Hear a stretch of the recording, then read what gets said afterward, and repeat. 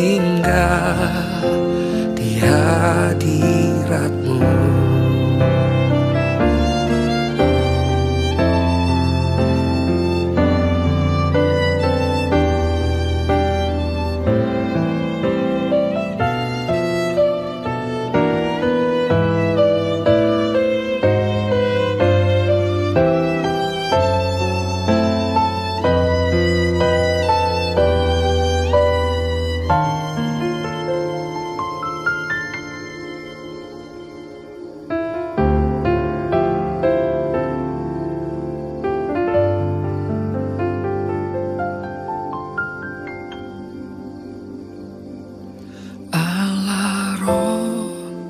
Kudus, jamah hatiku dengan urapan-Mu. Rindu selalu dekat dengan-Mu, tinggal di hadirat-Mu. Selalu dekat dengan-Mu, tinggal di hadirat-Mu.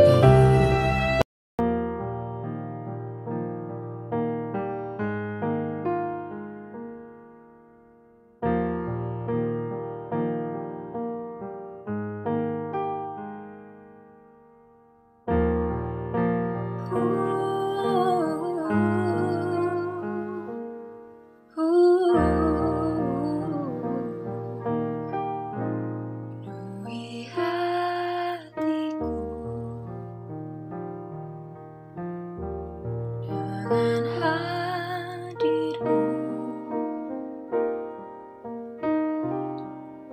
ku rindu memandang wajah-Mu, oh Tuhan, di dalam kekudusan-Mu. Bawaku dekat dalam hati-Mu.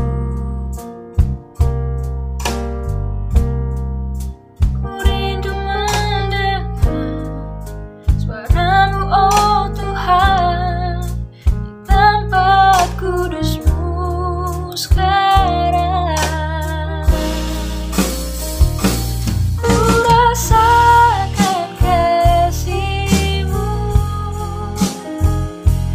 dan indahnya kekudusan-Mu.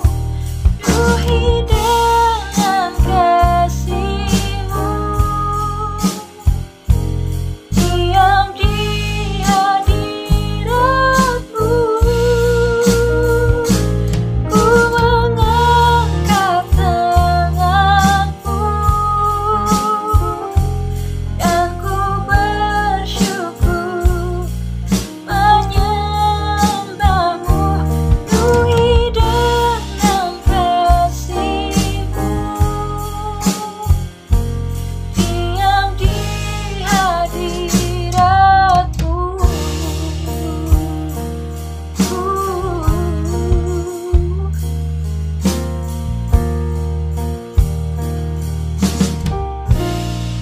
Di hatiku dengan hadir-Mu,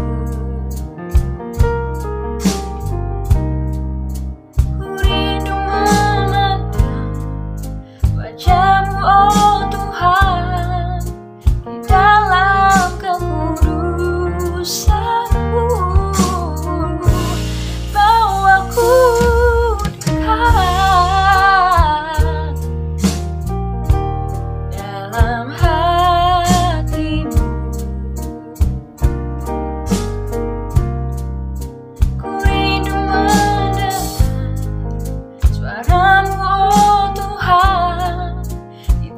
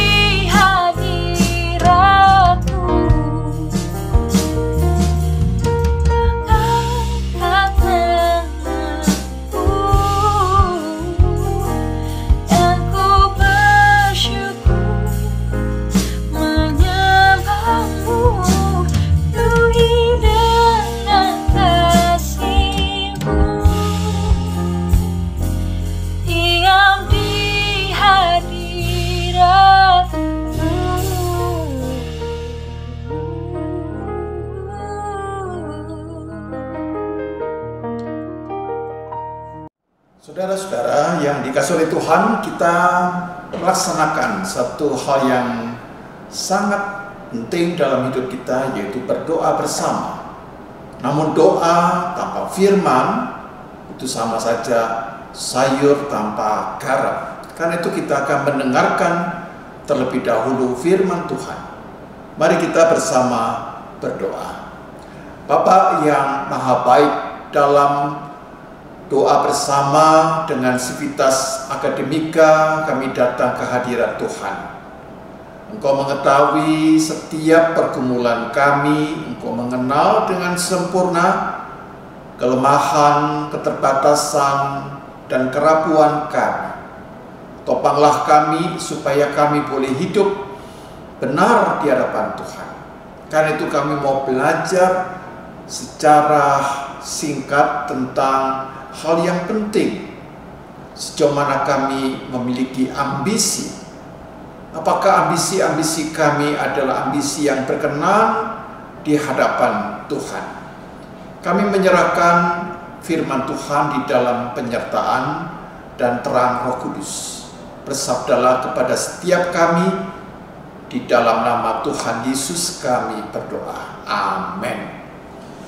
Saudara-saudara, mari kita membaca Roma 8 ayat 6 sampai dengan ayat 8. Roma 8 ayat 6 sampai dengan ayat 8. Karena keinginan daging adalah maut, tetapi keinginan roh adalah hidup dan damai sejahtera.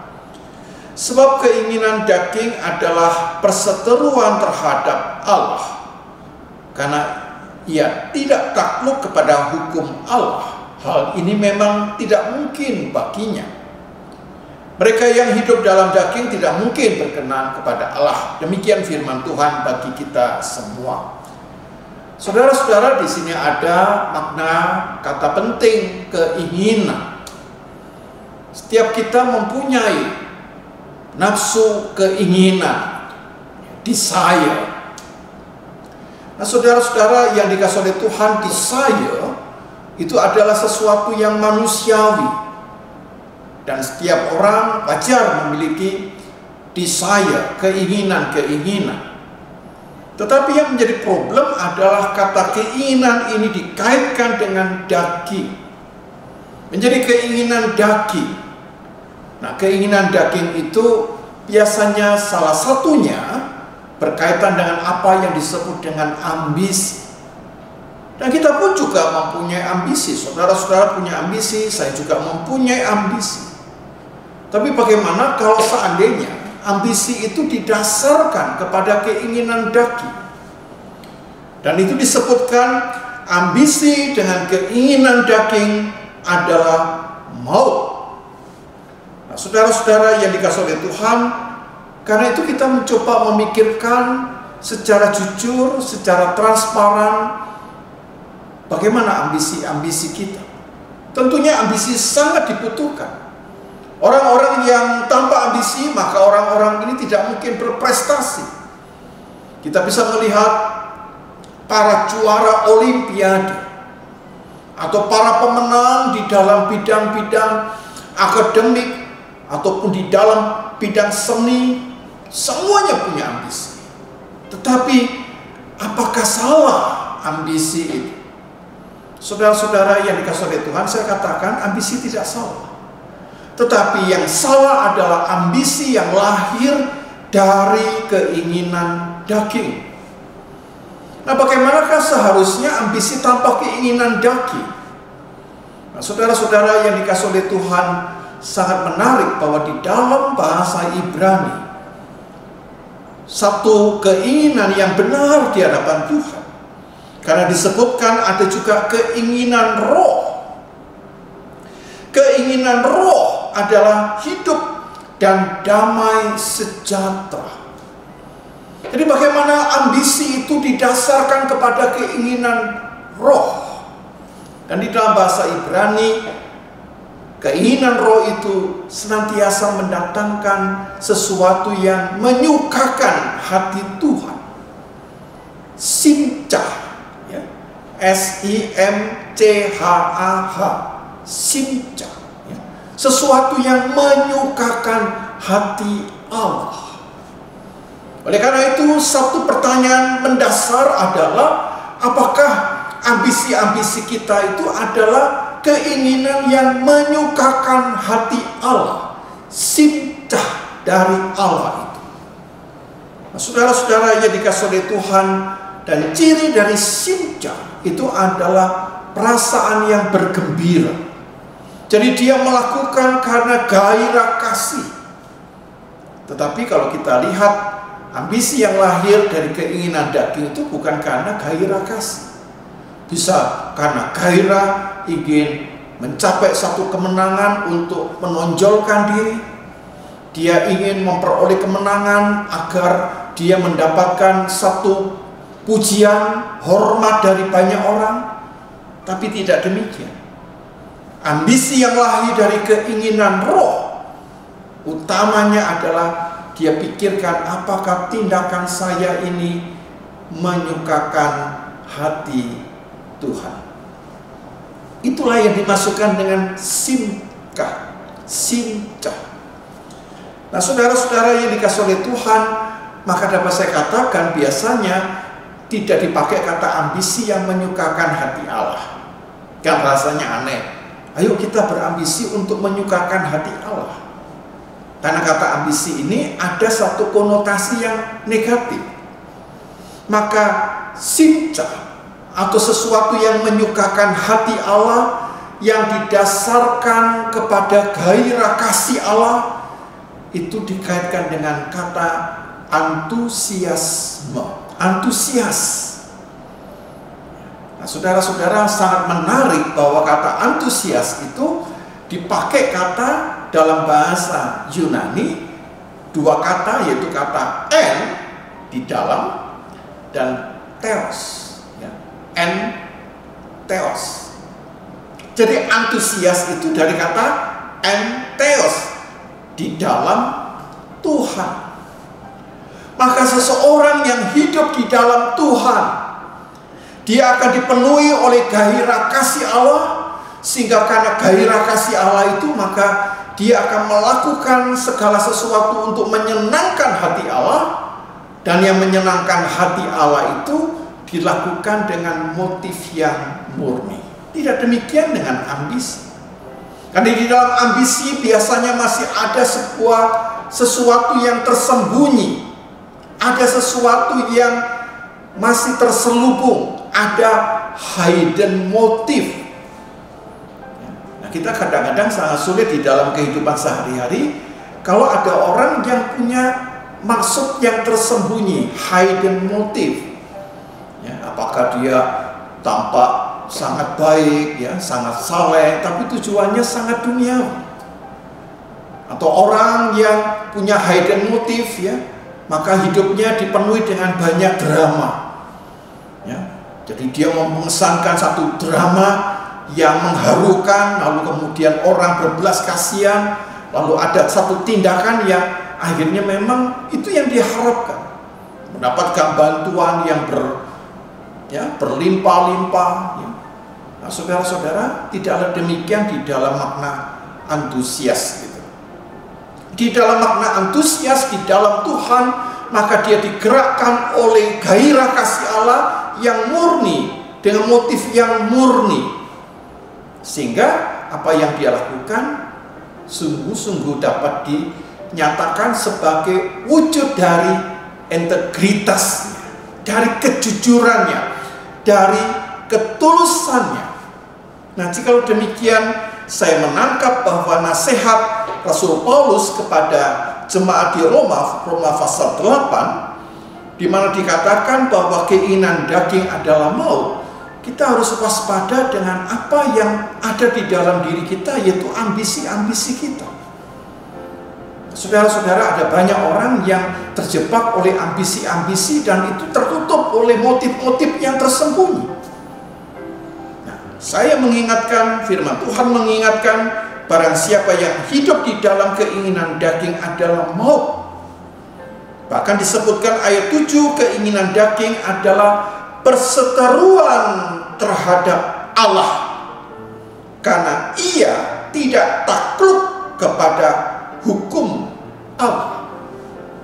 Nah, jika demikian, maka kita di dalam melakukan tugas-tugas kita, mengabdi, mengajar, atau melakukan tridharma, perguruan tinggi, bahkan juga segala pelayanan di gereja ataupun di dalam hubungan masyarakat, saudara-saudara, lakukanlah itu karena antusias di dalam Tuhan yang didasarkan oleh gairah kasih Allah dan bukan oleh ambisi.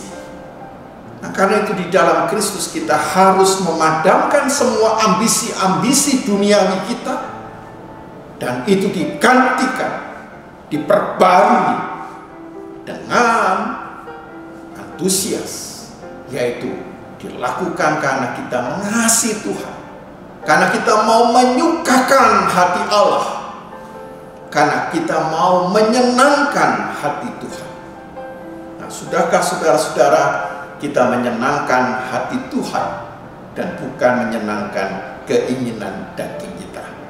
Keinginan daging itulah ambisi, keinginan roh itu adalah antusias.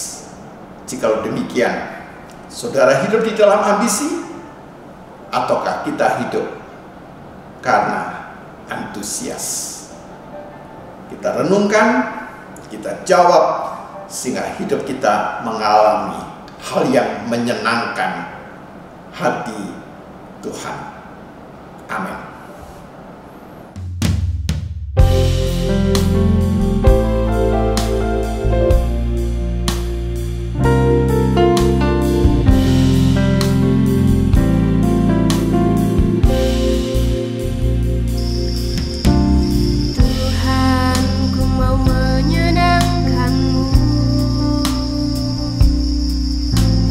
Tuhan, bentuklah hati ini.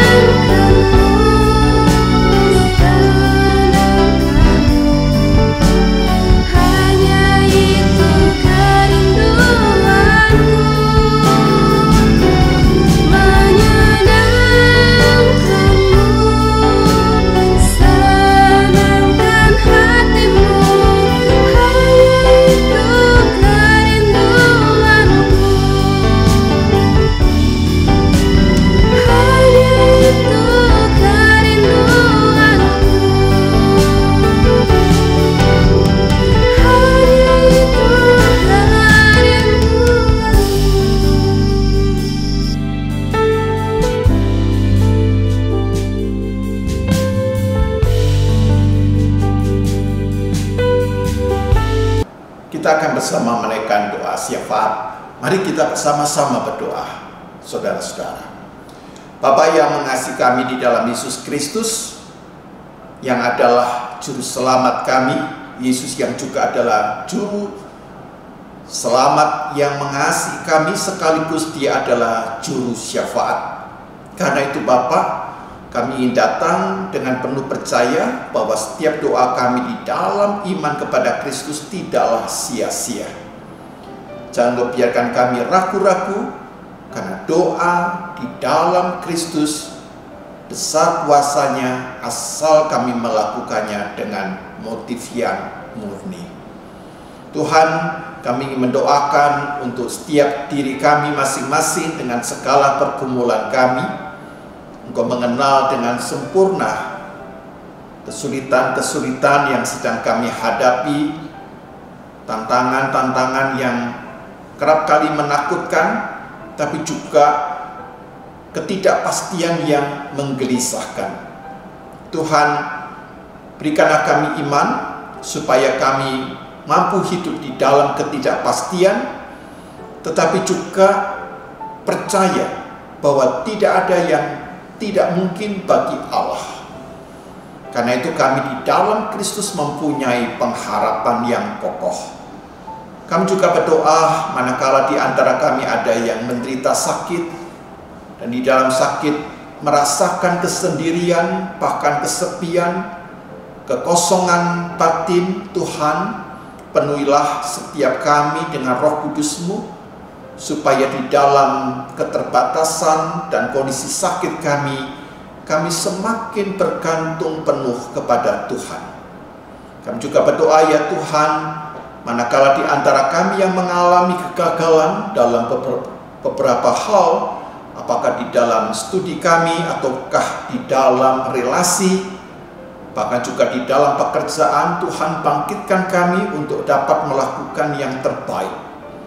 Bahkan melalui kegagalan itu kami boleh menata diri kami untuk menjadi pribadi yang semakin matang, semakin dewasa, semakin bijaksana, semakin disiplin, dan belajar dari kekurangan-kekurangan ataupun kesalahan kami di masa yang lampau.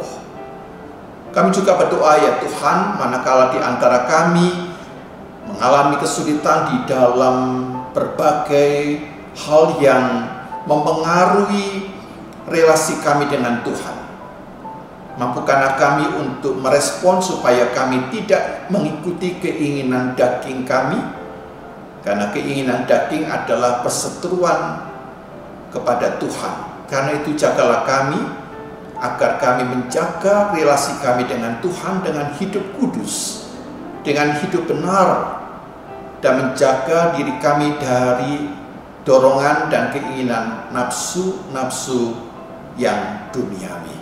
Tuhan, murnikanlah diri kami dari segala ambisi-ambisi yang sangat jauh dari ukuran dan kehendak Tuhan, tetapi ubahlah ambisi-ambisi kami menjadi antusiasme. Kami boleh di dalam Tuhan bergairah oleh karena kasih, sehingga kami melakukan tugas karena sukacita di dalam Roh Kudus. Bapa yang Maha Baik, biarkanlah hidup kami dipenuhi oleh kesukacitaan, walaupun di dalam realitas hidup kami seringkali menghadapi hal-hal yang menyakitkan, hal-hal yang melukai hati kami. Mampukan kami untuk semakin dimurnikan, semakin dikuduskan, sehingga kami menjadi pribadi yang semakin benar di hadapan Tuhan. Kami juga doakan, ya Tuhan, untuk perkembangan UK Maranatha. Terima kasih atas karya Tuhan, sehingga UK Maranatha boleh sampai pada tahap saat ini yang menggembirakan. Tuhan membawa UK Maranatha pada tingkat yang lebih sesuai dengan rencana Tuhan, sehingga UK Maranatha makin menjadi berkat bagi bangsa, negara, dan masyarakat Indonesia. Tuhan, kami serahkan setiap hidup kami di dalam kemurahan Tuhan. Kami percaya Engkau berkenan mendengarkan doa kami. Oleh karena kami berdoa di dalam nama Tuhan Yesus Kristus, Juru Selamat kami yang setia. Amin.